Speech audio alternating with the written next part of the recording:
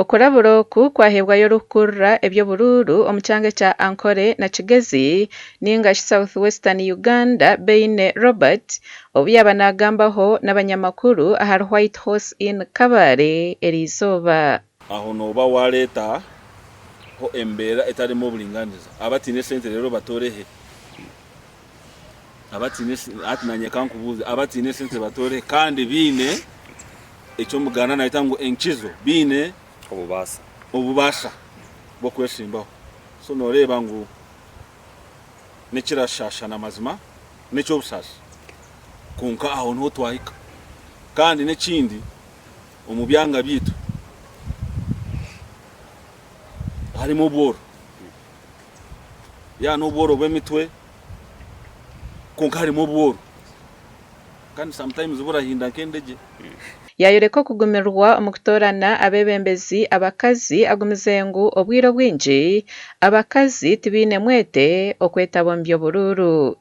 abakyara no kugira ngo baratina munonga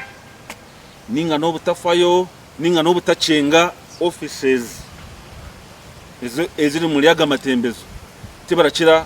kwejumira muri program abamwe babanzaga babajema no kubajema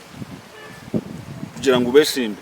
yayehanangiriza abesimbere hamwe n'abatezi bakaruru okwehandikisa omunkarara z'ebyanga byabo kwenda kwetantara okuteganisibwa ekikuru no kureba ngo yayehandikisa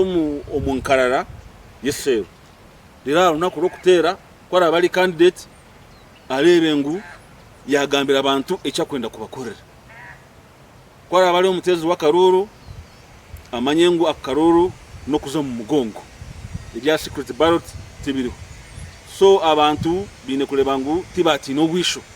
okurijira hari Beine Robert nk'akakiiko k'ebyobururu aka Electoral Commission bayetebekanise okureba ngo okutera karura aka kwatambura kurungi at villages